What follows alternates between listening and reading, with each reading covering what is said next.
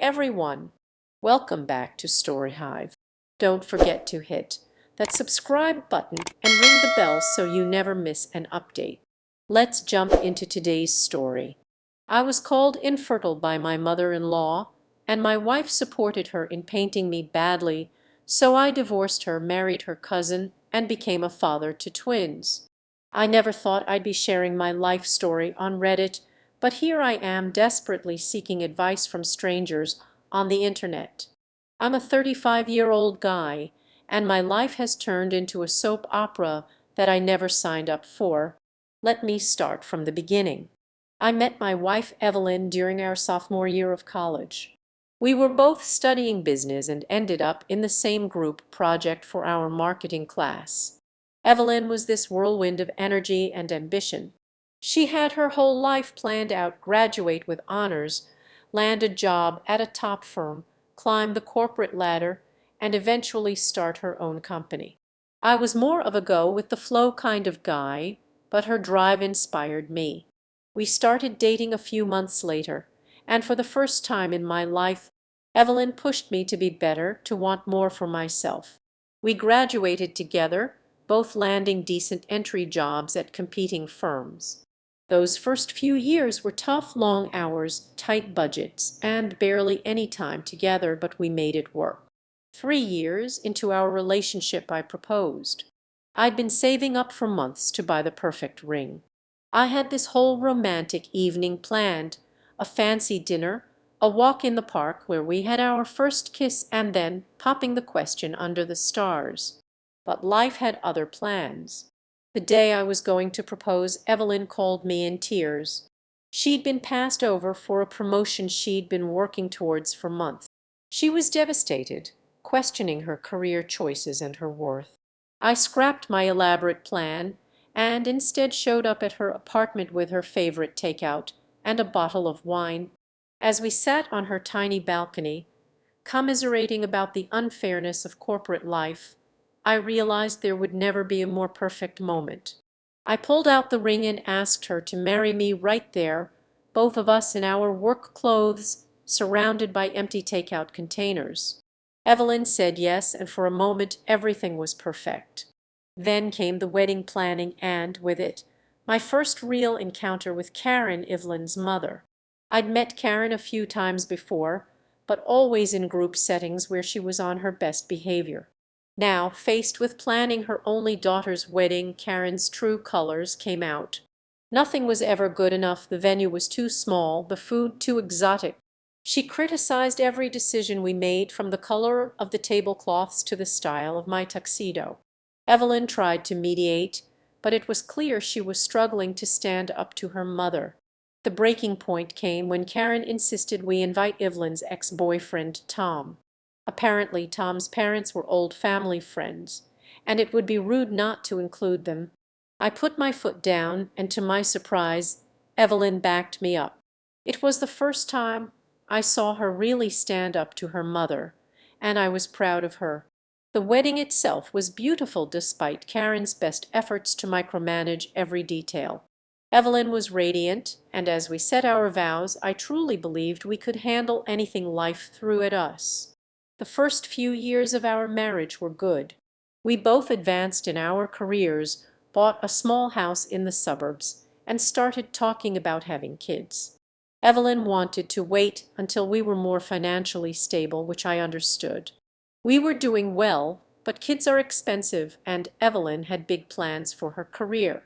Round our 5th wedding anniversary, I started feeling ready for fatherhood. My brother had just had his second child, and seeing him with his kids awakened something in me. I broached the subject with Evelyn, but she was hesitant. She was up for a big promotion and didn't want to jeopardize it with a pregnancy. I tried to be patient, but as another year passed, I couldn't help feeling like our life was on hold. We had endless discussions about the right time to have a baby, but there was always another reason to wait: a big project at work, a planned vacation, a possible job change. Finally, 2 years ago, Evelyn agreed it was time. We were both excited, imagining nursery colors and debating baby names. But as months passed with no positive pregnancy test, our excitement turned to worry. After a year of trying, we decided to see a fertility specialist. The doctor suggested we both get tested to rule out any issues. I went for my tests right away, eager to get answers. My results came back normal, which was a relief, but also added to the pressure on Evelyn. Evelyn, however, kept putting off her appointments. At first it was understandable. She had a big presentation at work, then she caught a nasty flu. But as weeks turned into months, I started to get frustrated. Every time I brought it up, Evelyn would get defensive or change the subject. That's when Karen started getting involved. She'd call Evelyn constantly, asking if there was any news. When Evelyn would visit her parents, she'd come home upset, saying Karen had been pressuring her about grandchildren. I tried to be supportive, but I couldn't help feeling like Evelyn was letting her mother have too much influence over our lives. Things came to a head last Thanksgiving. We were at Karen's house, surrounded by family. Karen had been drinking wine all afternoon and was in rare form. She started going on about how all her friends were becoming grandmothers and how she was starting to feel left out. Then she looked right at me and said, "It's a shame Evelyn married someone who can't give her children. I always knew you weren't man enough." The room went silent. I felt like I'd been slapped. Evelyn just sat there staring at her plate. I tried to explain that we were still trying and that these things take time, but Karen wouldn't let up. She kept making jabs about my masculinity, saying Evelyn should have married Tom instead, at least he came from good stock. I couldn't take it anymore. All the frustration from the past year came pouring out. I stood up and told everyone at the table that I wasn't the problem. My fertility tests had come back normal. It was Evelyn who hadn't even bothered to get tested yet. The aftermath was ugly. Evelyn was furious with me for betraying her trust. Karen was on the warpath. I left the house and spent the night in a hotel, trying to figure out where we went wrong. When I got home the next day, Evelyn was still angry. She accused me of humiliating her in front of her family. I tried to explain that I couldn't stand being blamed and shamed for something that wasn't my fault, but she wouldn't listen. Things have been tense ever since. Evelyn still refuses to get tested, and now she's giving me the cold shoulder. Karen has been calling and texting nonstop. I've blocked her number, but she just keeps finding new ways to harass me. I don't know what to do. I love Evelyn, but I'm starting to wonder if we want the same things in life. I feel like I'm constantly walking on eggshells, trying not to upset her or incur Karen's wrath. To make matters more complicated, Evelyn's cousin Emma reached out to me yesterday. Emma and I have always gotten along well. She's a few years younger than us and has always been the black sheep of the family, choosing to become a teacher instead of going into the family business like Evelyn did. Emma said she overheard what happened at Thanksgiving and wanted to check if I was okay. We ended up talking for hours. It was nice to have someone on my side for once, someone who understood how overbearing Karen could be. Now I'm at a crossroads. Part of me wants to fight for my marriage, to try and get Evelyn to see how toxic her relationship with her mother is. But another part is wondering if it's time to cut my losses. I'm 35 years old, and I want to be a father. I don't want to wake up at 45, bitter and childless, resenting Evelyn for robbing me of the chance to have a family. I never thought I'd be in this position. Any advice would be appreciated. Am I the jerk for defending myself? Should I have just kept quiet and let Karen continue to berate me? How do I get Evelyn to see that her mother's behavior is destroying our marriage? Update 1. It's been a month since my original post, and to say a lot has happened would be an understatement. I want to thank everyone for their advice and support.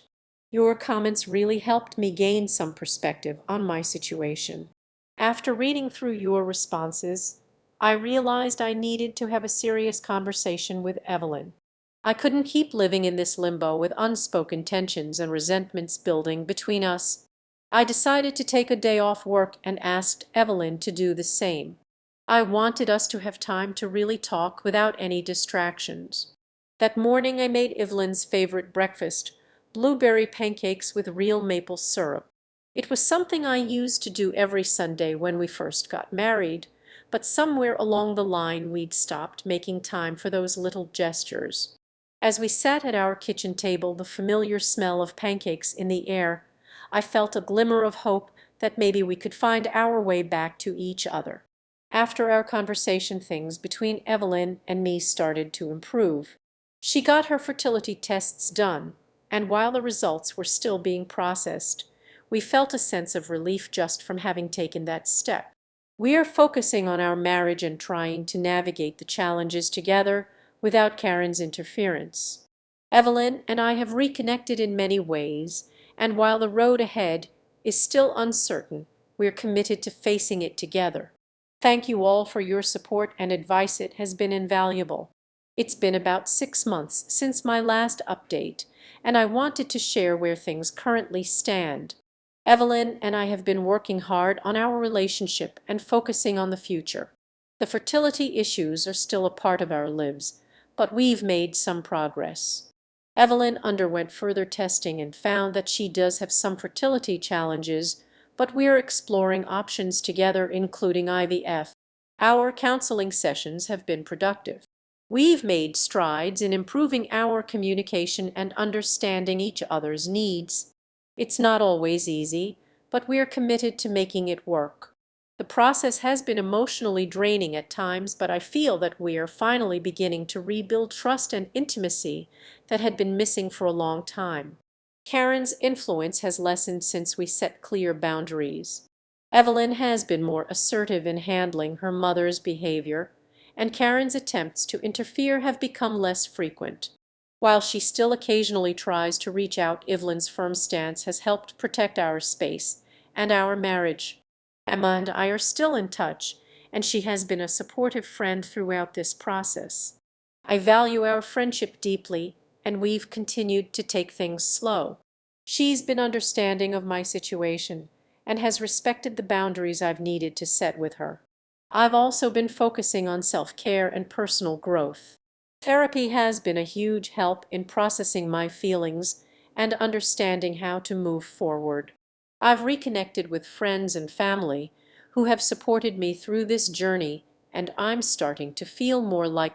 Looking ahead, Evelyn and I are cautiously optimistic about our future. We are committed to taking things one step at a time and finding joy in the small victories.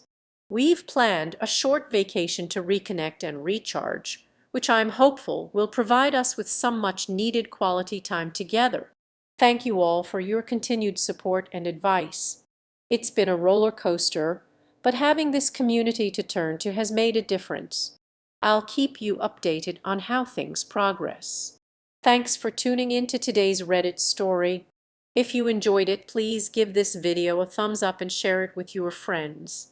And if you haven't already, make sure to hit that subscribe button and ring the bell so you never miss out on more amazing stories.